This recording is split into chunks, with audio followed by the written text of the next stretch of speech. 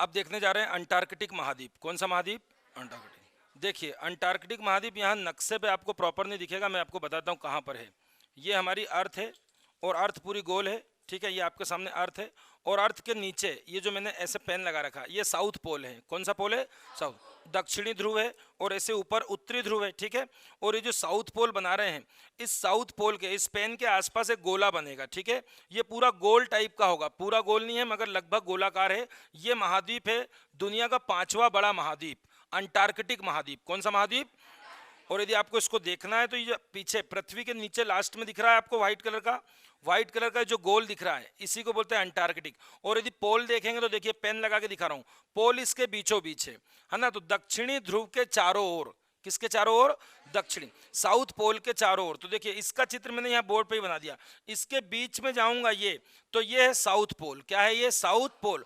पृथ्वी के 2 ध्रुव हैं, उत्तरी ध्रुव और दक्षिणी ध्रुव। आपको मालूम है पृथ्वी में ऊपर ये नॉर्थ पोल है, ठीक है ना। जैसा साउथ पोल है वैसे ये नॉर्थ पोल है और ये साउथ पोल है। इन दोनों पोल्स पर बहुत सारी बर्फ जमी हुई है, ये आपको मालूम है।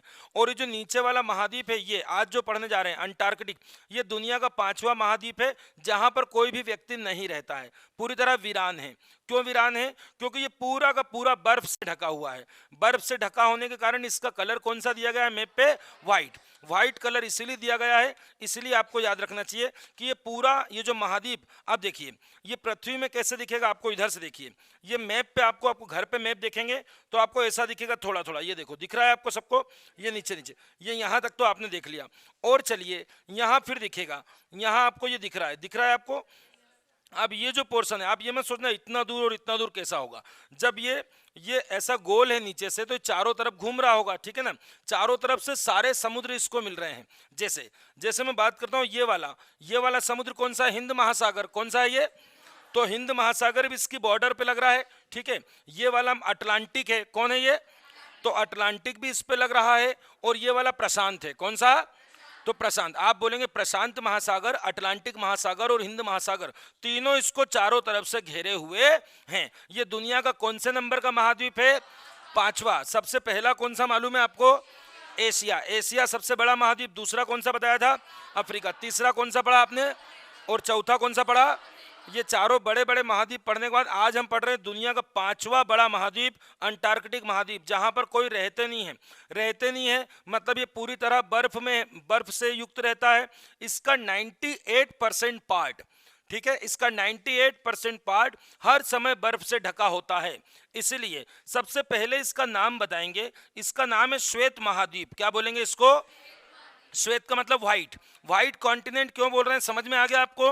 क्योंकि ये पूरी तरह काय से ढका हुआ है? बर्फ से। अब देखिए ये ऊपर, ये नीचे, ऊपर भी बर्फ है नीचे भी बर्फ है, ठीक है ना। तो ये जो बर्फ का कारण है नॉर्थ और साउथ पे, आपने पिछले लेक्चर में देखा होगा सूर्य की किरणें यहां तक नहीं पहुंच पाती है, ठीक है ना। बेटा टॉर्च बना के दो तो। सूर्य की किरणें नहीं पहुंच पाती, ठीक है। ध्यान से समझ लेंगे इसको आप। सूर्य की किरणें, जैसे मैंने आपको बताया था कि ये सूर्य है, मोबाइल में टॉर्च जल रही है, ये सूर्य है और ये पृथ्वी है। पृथ्वी के बिल्कुल बीच में सूर्य है, ठीक है, आपको दिख रहा है सबको। और पृथ्वी के बीच बीच में जहां पर सूर्य है ये इक्वेटर लाइन है। कौन सी लाइन है? ये देखिए मैं आपको बना देता हूं, अंदाज से बनाता हूं। ये इक्वेटर लाइन जा रही है, बीच की लाइन दिख गई। यदि सूर्य को मैं चमकाऊंगा तो देखो कैसे चमकेगा। ये इक्वेटर पर आपको दिख रहा है कि इक्वेटर पर बहुत ज्यादा लाइट आ रही है। क्या आपको ऊपर भी लाइट दिख रही है? नहीं, इस मोबाइल की लाइट ऊपर तक नहीं जा पा रही क्योंकि इक्वेटर पर ये एकदम सीधी लाइट पड़ रही है। और जब ऊपर जाना होता तो लाइट कैसी हो जाती? तिरछी। प्रकाश की किरणें कैसी हो जाती हैं? तिरछी। आपको समझना है तो पृथ्वी पे आप ऐसे समझिए, ये पृथ्वी है 0 डिग्री, ठीक है। और यहाँ पर यदि सूर्य आएगा तो ऊपर कम लाइट मिलेगी और बीच में ज़्यादा मिल रही। तो हम लाइट के अकॉर्डिंग 3 पार्ट करते हैं। ये जो ऊपर का पार्ट है ना, ये वाला पार्ट है, यहाँ पर लाइट ना के बराबर मिल रही है। सूर्य की जो किरणें हैं वो बहुत तिरछी हो जाती हैं, जमीन से चिपक जाती हैं, तो इसीलिए यहाँ पर बहुत कम प्रकाश मिलता है और पृथ्वी के इस भाग में बहुत सारी बर्फ जमी हुई है। अब आपने पिछली क्लास में सीखा होगा कि सूर्य उत्तरायण भी होता है, दक्षिणायन भी होता है। आपको याद आ रहा होगा। नहीं याद आ रहा है तो मेरी पिछली क्लास देखना आप, जिसमें मैंने 4 डेट बताई थी, कर्क संक्रांति, मकर संक्रांति, सारा बताया था। उसको नहीं याद आता तो सुन लीजिए। 23 मार्च तक ये ऐसा सीधा होता है, ध्यान देंगे। 23 मार्च के बाद पृथ्वी है ना अपना ऊपर वाला पार्ट, आधा पार्ट, ऊपर वाला पार्ट सूर्य की तरफ झुकाती है। 23 मार्च को मैंने एकदम सीधा रखा है, दिख रहा है आपको 23 मार्च के बाद ऊपर वाला पार्ट झुक रहा है, दिख रहा है आपको। तो बताओ ऊपर दिन बड़े हो रहे हैं और रातें छोटी, ऊपर ऊपर झुकाती जा रही, दिन बड़े और रात छोटी। ऐसा झुकने का जो सिस्टम चल रहा है ये 23 मार्च के बाद 21 जून तक होगा, ठीक है। 21 जून के बाद वापस से सीधी होगी, 3 महीने ऐसे झुकेगी, फिर 3 महीने सीधे होगी। तो 21 मार्च के बाद 21 जून तक झुकेगी ऐसे, और फिर 3 सितंबर आ जाएगा, 3 महीने बाद सितंबर आ जाएगा, वापस सीधी हो जाएगी। और सितंबर के बाद अब दक्षिण वाला झुकाएगी। देखिए सितंबर के बाद फिर 3 महीने जोड़िए, दिसंबर, और फिर सीधी होने में इसको वापस मार्च आ गया। क्लियर? 3-3 महीने जोड़ के चलेंगे शुरू से। ये पृथ्वी सीधी है, अब झुक रही है, देखना 21 मार्च से ये झुकना शुरू, झुक गई। क्लियर? 3 महीने बाद जून आएगा, जून के बाद वापस सीधी होगी, 3 महीने बाद सितंबर को वापस सीधी हो गई, और फिर सितंबर से नीचे वाला पार्ट सूर्य की तरफ ओरिएंटेड करेगी, झुकाएगी। तो जब ऊपर वाला पार्ट झुकाती है तो ऊपर 6 महीने तक ज्यादा लाइट मिलेगा और नीचे 6 महीने तक ज्यादा लाइट मिलेगा। तो जब भी 23 मार्च के बाद ये सूर्य ऊपर जाएगा तो आप बोलेंगे सूर्य उत्तरायण हो रहा है। क्या हो रहा है? उत्तरायण। तो 3 महीने उत्तरायण जून, और जून के बाद सितंबर, इन 3-6 महीनों में ऊपर लाइट ज्यादा मिलेगी और नीचे बिल्कुल नहीं मिलेगी, क्योंकि ऊपर झुक जाएगा, सारा प्रकाश ऊपर आएगा। तो आपको याद रखना 23 सितंबर के बाद, 23 सितंबर वापस सीधी होगी, 23 सितंबर के बाद इनको लाइट मिलती है और 6 महीने तक मिलती है। और यह भी याद रखना है कि 6 महीने तक, 23 सितंबर के बाद 6 महीने तक इनके यहाँ दिन होता है मगर रात नहीं होती, यानी इनका सूर्य अस्त होता ही नहीं। आप बोल सकते हैं 24 घंटे का हो जाता है, ठीक है, दिन। और 21 मार्च के बाद ऊपर जाता है, तो 21 मार्च के बाद आप बोलेंगे इनके यहाँ पूरा अंधेरा। तो 6 महीने का दिन और 6 महीने की रात। यदि आपको इसको अच्छे से समझना है तो पिछली क्लास में समझेंगे, जिसमें मैंने सारी चीजों पर चर्चा की। अभी तो इतना कि श्वेत महाद्वीप बोलते हैं क्योंकि कितने परसेंट पर? 98% पर क्या जमी हुई है? बर्फ जमी हुई है, इसलिए इसको व्हाइट कॉन्टिनेंट कहते हैं। एक बात क्लियर। दूसरी बात, यहां पर 6-6 महीने का दिन रात होता है। 23 मार्च के बाद सूर्य उत्तरायण होता है तो 6 महीने तक नीचे अंधेरा हो जाता है, और 23 सितंबर के बाद सूर्य क्या होता है? दक्षिणायन। तो इनको 6 महीने के लिए उजाला मिलता है। दूसरा, श्वेत महाद्वीप के अलावा दूसरा नाम बता रहे हैं इनका, गतिशील महाद्वीप। क्या बोलते हैं? गतिशील महाद्वीप। गतिशील मतलब मूव कर रहा है ना, कम ज्यादा हो रहा है। क्यों? आप समझ सकते हैं, ये पूरी तरह से बर्फ। आप देखिए इसका नीचे वाला जो चित्र है, जो मैंने आपको गोल गोल बताया, वो आपको मैप पे देखना, तो ये बना देता हूं। ये रहा अंटार्कटिक महाद्वीप। किसी भी मैप पे इसको अलग से बना के दिखाते हैं ताकि बच्चों को पढ़ने में कोई दिक्कत ना आए। ये बना दिया मैंने, एक ये बना के रखा है मैंने, कैसे भी समझ लीजिए। शुरू कर रहे हैं। एक नाम बता दिया श्वेत महाद्वीप, दूसरा गतिशील। गतिशील का मतलब समझते हैं, बर्फ है, बर्फ जमी हुई है, ठीक है। बर्फ कभी पिघल जाएगी तो पानी बन जाएगा, तो इसका साइज कैसा हो जाएगा? कम हो जाएगा। और फिर से बर्फ जम जाएगी तो इसका साइज कैसा हो जाएगा?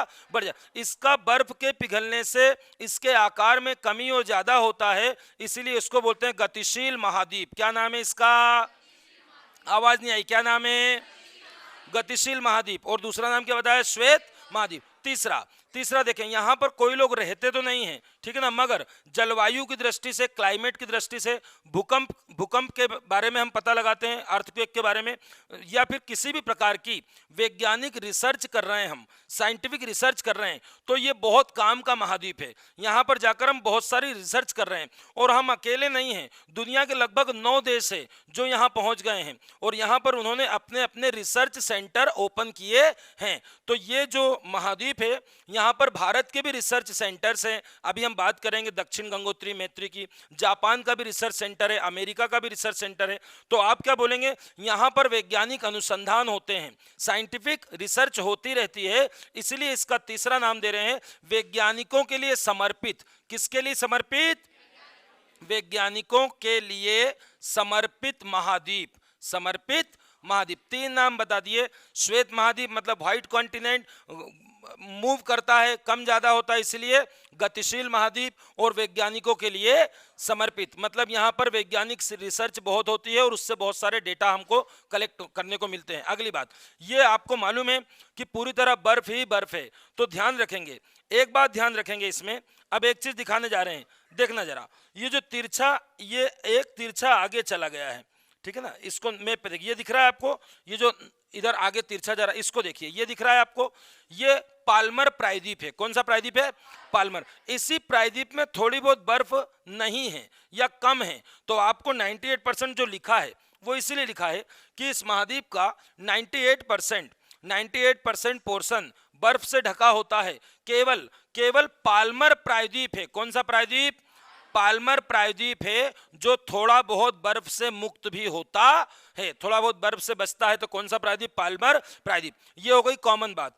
3 नाम बताए हैं इसके। श्वेत महाद्वीप बताया है, गतिशील महाद्वीप बताया है और वैज्ञानिकों के लिए समर्पित। अब आगे बढ़ते हैं। अब इस महाद्वीप के बारे में मैंने बता दिया है कि दुनिया का 5वां बड़ा महाद्वीप है।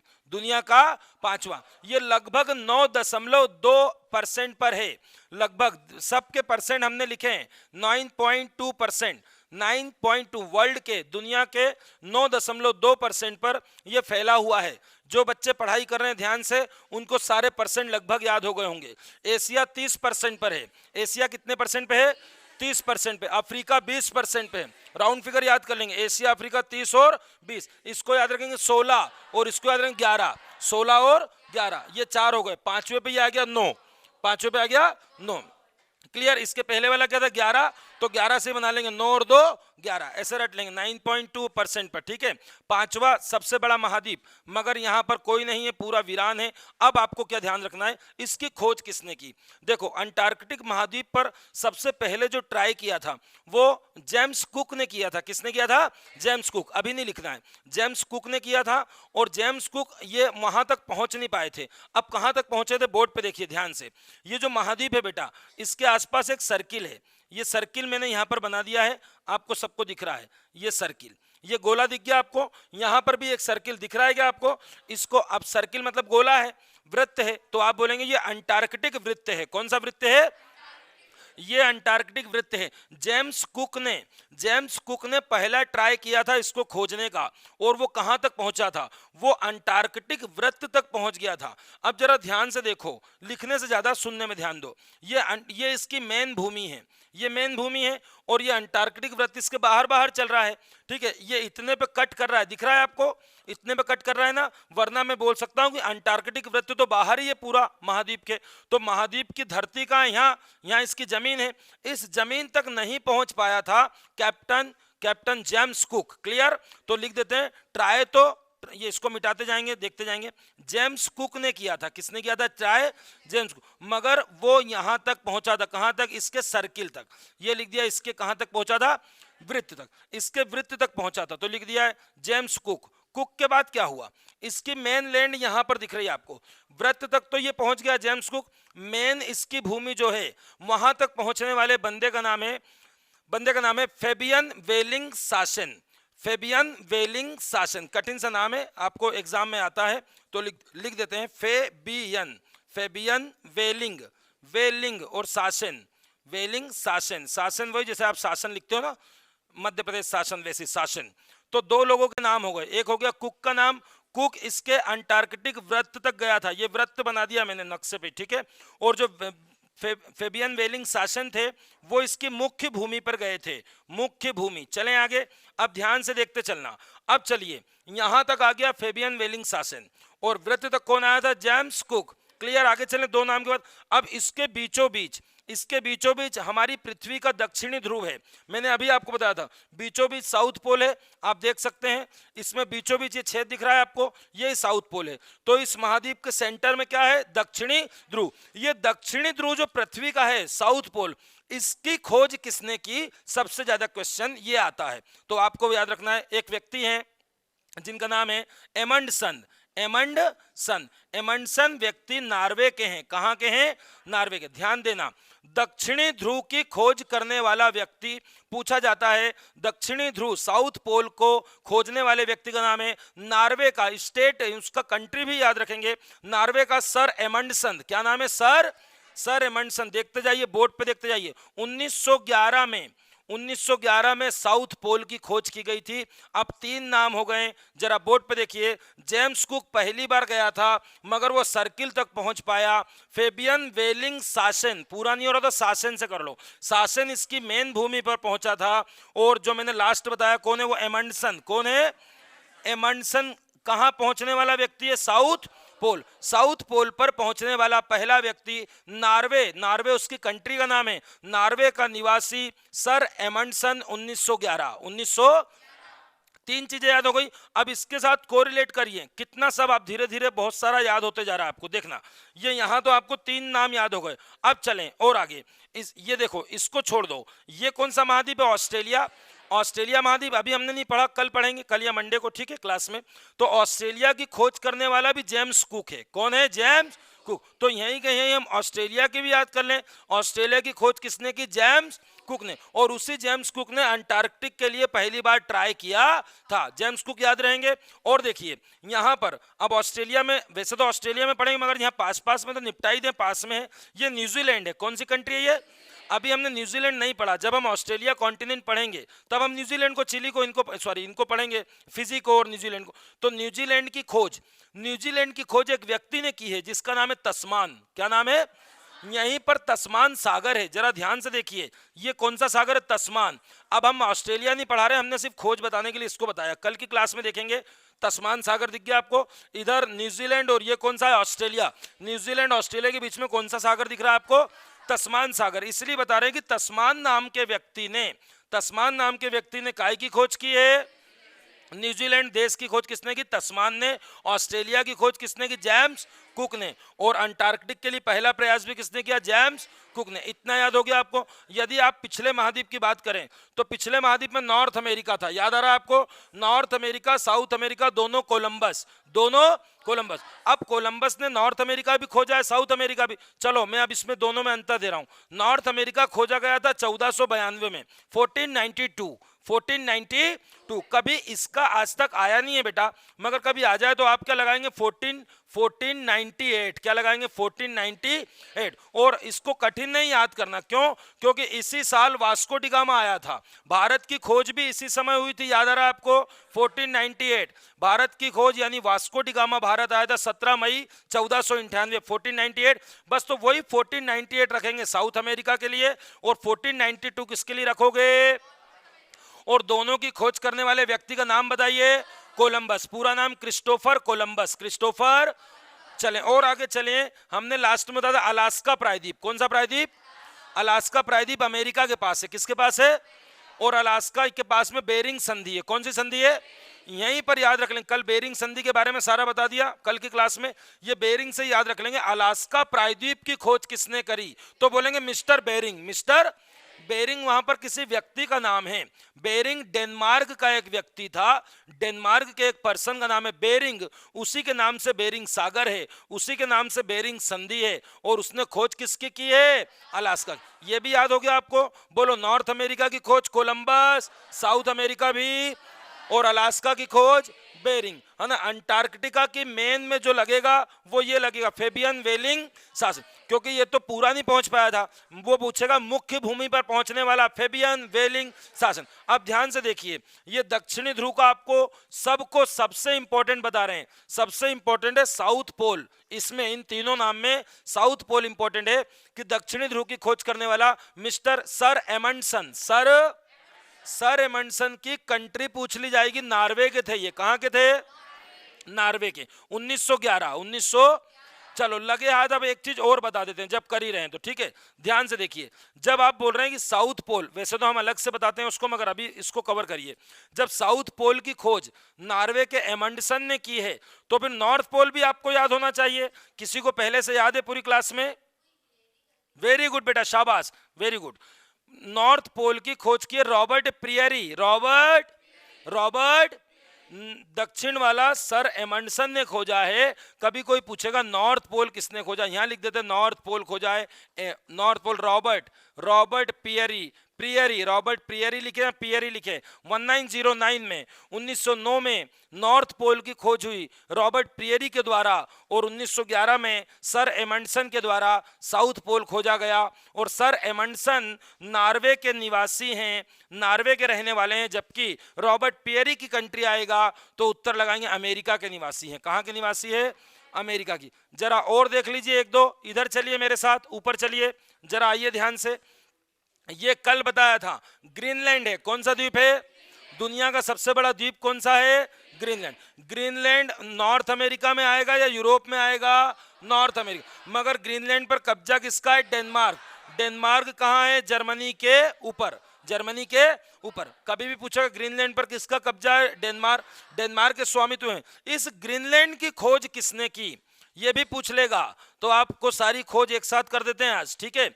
अब आप जिसको लगाएंगे नॉर्थ पोल उसी को लगाएंगे ग्रीनलैंड। इसकी भी खोज रॉबर्ट पियरी, अमेरिका के रॉबर्ट पियरी ने नॉर्थ पोल भी खोजा है और अमेरिका के रॉबर्ट पियरी ने ग्रीनलैंड की खोज भी की। क्लियर? क्लियर। और चलें आगे, और चलो, ये रहा वेस्ट इंडीज। कल याद है आपको वेस्ट इंडीज, मैक्सिको के इधर वेस्ट इंडीज, जिसमें आपको क्यूबा, हैती, डोमिनिक रिपब्लिकन सब आए थे, प्यूर्टो ये वेस्ट इंडीज की खोज कभी पूछेगा किसने की? कोई बताएगा? कोई बात नहीं, क्योंकि जिसने नॉर्थ अमेरिका और साउथ अमेरिका खोजा है उसी ने। फिर से नाम लगेगा कोलंबस। क्या लगेगा? हम इसलिए बता रहे हैं कि आपको ऐसा लगेगा, फिर नहीं बताएंगे तो आपको ऐसा लगेगा कोई नया व्यक्ति है, ठीक है ना। कोलंबस ही वेस्ट इंडीज में लगेगा, कोलंबस ही नॉर्थ अमेरिका में लगेगा, कोलंबस ही साउथ अमेरिका में लगेगा। चलें आगे। अब वापस से आइए अंटार्कटिक महाद्वीप पर। अब दक्षिणी ध्रुव पर पहुंचने वाला व्यक्ति का नाम है सर एमंडसन। Sir Amundsen. अब इसमें और क्या क्या बात याद रखेंगे? अंटार्कटिक महाद्वीप में क्या क्या बात याद रखेंगे? पहला तो हमने बता दिया कि ये पूरा बर्फ से ढका हुआ है, ठीक है, इसके नाम बता दिए। अब भारत ने भी यहाँ पर कई सारे रिसर्च सेंटर खोले होंगे, तो ध्यान रखना भारत की कहानी शुरू होती है 1981 से। 1981 में हमारा पहला दल, हमारी टीम गई यहाँ पर हमारी टीम गई और वहां जाकर हमने बोला कि हम भी एक सेंटर लगाएंगे, यहाँ पर हम भी रिसर्च करेंगे मौसम के बारे में, एनवायरनमेंट के बारे में, क्लाइमेट के बारे में, भूकंप के बारे में या अन्य खनिजों के बारे में। तो हमने हमारा सबसे पहला प्रयास किया। इसको मिटा दें, अब थोड़ा थोड़ा यहाँ लिख दें। 1981 में हमारी टीम गई और हमारी टीम में सबसे पहला भारत का अंटार्कटिक में पहला रिसर्च सेंटर खोला गया, जिसका नाम रखा गया दक्षिण गंगोत्री। क्या रखा गया? वो पूछेगा अंटार्कटिक में आपका पहला रिसर्च सेंटर कौन सा है? दक्षिण गंगोत्री। ये खोला गया और ये 1984 में, इसी समय इसकी आधारशिला रख दी गई और 1984 में 1984 में ये पूरा बनकर कंप्लीट हुआ। इसका नाम है दक्षिण गंगोत्री। यदि आपको देखना है, ये यहाँ पर मिलेगा दक्षिण गंगोत्री, ये सबसे ऊपर मिलेगा, ये आपको दिख रहा है। आपको अंटार्कटिक महाद्वीप में ऊपर मिलेगा दक्षिण गंगोत्री और वहीं पर दूसरा रिसर्च सेंटर उसी के पास मिलेगा, मैत्री। कौन सा मिलेगा? तो देखते जाइए। ये 81 में एक व्यक्ति थे जेड कासिम, नाम याद रख सकते हो। जेड कासिम की लीडरशिप में, जेड कासिम के नेतृत्व में भारत का पहला अभियान दल गया। यहाँ पर कई सारे अभियान दल हम पहुंचाते हैं, ठीक है ना। तो भारत का पहली बार भारत ने अपना अभियान दल पहुंचाया, अपनी टीम पहुंचाई जेड कासिम की लीडरशिप में, नेतृत्व में। और उसी समय दक्षिण गंगोत्री की आधारशिला रखी गई, दक्षिण गंगोत्री की शुरुआत कर दी गई और दक्षिण गंगोत्री 1984 से स्टार्ट हो गया और हमको इससे बहुत सारी जानकारी मिलना शुरू हुई। इसके बाद ये आपका पहला अभियान था। पहले अभियान में इसकी आधारशिला रख दी गई थी, मगर ये बनकर कब कंप्लीट हुआ? तो आप बोलेंगे इसका तीसरा अभियान था। भारतीय जो भी अभियान जाते हैं उन नंबर से जाते हैं, पहला, दूसरा, 27वां, 45वां। क्लियर? तो भारत ने जब पहला अभियान किया, जेड कासिम उसके हेड थे, उस समय दक्षिण गंगोत्री की शुरुआत हो गई और दक्षिण गंगोत्री पूरी तरह से कंप्लीट 1984 में हुआ। और उस समय ये कौन सा अभियान था? तीसरा। ये भी याद रखेंगे। अब चलते हैं दूसरे पे। दूसरा चलना, भारत का दूसरा रिसर्च सेंटर का नाम है मैत्री। क्या नाम है? ये देखिए, जहां पर मैंने दक्षिण गंगोत्री बताया है वहीं पर इस समय मैत्री है। इस समय कौन सा है? मैत्री। तो ये लिख देते हैं मैत्री बनाया गया। आपसे पूछेगा भारत का सेकंड रिसर्च सेंटर अंटार्कटिक में किस नाम से? मैत्री के नाम से। और मैत्री स्टैब्लिश हुआ 1988-89 और ये भारत का 8वां अभियान था। भारतीय दल का कौन सा अभियान था? 8वां। अमिताभ सेन गुप्त इसके हेड थे। अमिताभ सेन गुप्त, ये इसमें लिखा है जेड कासिम, इसमें लिखा है अमिताभ सेन गुप्त इसके हेड थे। ये हो गया मैत्री के बाद तीसरा याद रखना है, सबसे लेटेस्ट वाला, वेरी इंपॉर्टेंट। मैत्री के बाद रखना दक्षिण गंगोत्री हो गया एक, मैत्री हो गया दो। तीसरे का नाम है भारती। क्या नाम है? वो पूछेगा भारत का लेटेस्ट या भारत का तीसरा अंटार्कटिक में रिसर्च सेंटर का नाम भारती। तो तीनों के नाम बोलिए सबसे पहले दक्षिण गंगोत्री। पहला कौन सा है? दक्षिण। दूसरा कौन सा है बेटा? मैत्री। और तीसरा कौन सा है? भारती। भारती